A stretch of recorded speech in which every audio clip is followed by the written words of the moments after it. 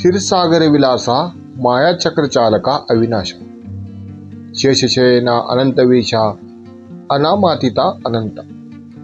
या श्लोकात श्री स्वामी समर्थांच्या परमदैवी सर्वव्यापी आणि अनंत स्वरूपाचे अत्यंत प्रभावी वर्णन केले आहे। श्लोकामध्ये क्षीरसागर विलासा या शब्दाचा अर्थ असा की क्षीरसागरात वास करणाऱ्या भगवान श्री विष्णूचे जे दिव्य स्वरूप आहे तेच स्वरूप श्री स्वामी समर्थांचे आहे। येथे स्वामी समर्थांना केवळ एक महान संत किंवा सिद्ध पुरुष म्हणून नव्हे तर साक्षात परब्रह्म आणि श्री विष्णूचा अवतार म्हणून वंदन करण्यात आले आहे। हे संपूर्ण विश्वाचे पालन करते असून प्रत्येक जीवावर समान कृपा दृष्टी ठेवणारे आहे। माया चक्र चालका अविनाशा या ओळीत संपूर्ण सृष्टीचे संचालन करणाऱ्या परमशक्तीचे वर्णन केले आहे। ही सृष्टी, तिचे नियम, काळ, जन्म, मृत्यू आणि प्रत्येक जीवांचे कर्म या सर्वांवर परमेश्वराचेच नियंत्रण असते। ही माया म्हणजेच जगाचा भास निर्माण करणारी शक्ती असून तिचे संचालन करणारे श्री स्वामी समर्थ आहेत। ते अविनाशी आहेत, म्हणजेच त्यांना काळाचा, जन्माचा किंवा मृत्यूचा स्पर्श होत नाही। त्यांचे अस्तित्व अनादी, अनंत आणि शाश्वत आहे। काळ बदलतो, युगे बदलतात, परंतु परमेश्वराचे स्वरूप कधीही बदलत नाही।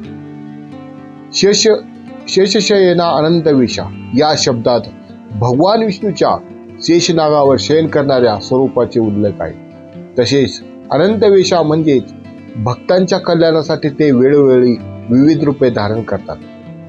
कधी गुरुच्या रूपात, कधी संतांच्या रूपात, कधी मार्गदर्शक म्हणून, तर कधी संकटातून वाचवणाऱ्या रक्षकाच्या रूपात ते भक्ताला दर्शन देतात। परमेश्वर एका रूपात मर्यादित नसून प्रत्येक भक्ताच्या श्रद्धेनुसार आणि गरजेनुसार त्यांची अनुभूती वेगवेगळ्या प्रकारे होते, म्हणून त्यांचे स्वरूप अनंत आणि असीम मानले जाते। अनामातिता अनंता या ओळीचा अर्थ अत्यंत गूढ आहे। परमेश्वराचे खरे स्वरूप कोणत्याही एका नावात, रूपात किंवा भाषेत मावू शकत नाही। जगातील सर्व नावे, सर्व रूपे आणि सर्व संकल्पना त्यांच्या अस्तित्वापुढे अपुरी ठरतात।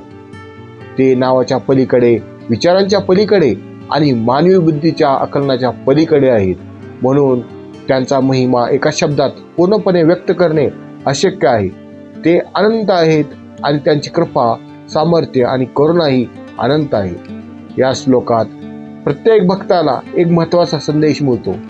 श्री स्वामी समर्थ हे सर्वशक्तिमान, सर्वज्ञ, सर्वव्यापी परमेश्वर आहेत।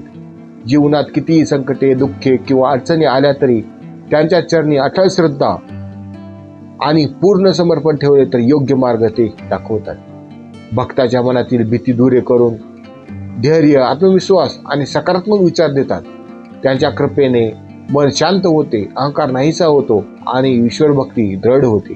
म्हणून या श्लोकाचे चिंतन करताना भक्ताने स्वतःला परमेश्वराच्या इच्छेवर सोपवावे, सदाचाराचा मार्ग स्वीकारावा आणि सदैव श्रद्धा, भक्ती आणि सेवाभावाने जीवन जगावे। अशीच भक्ती मनुष्याला आध्यात्मिक उन्नती, अंतःकरणातील समाधान आणि अखंड ईश्वर कृपेचा अनुभव मिळवून देते। जय जय श्री स्वामी समर्थ।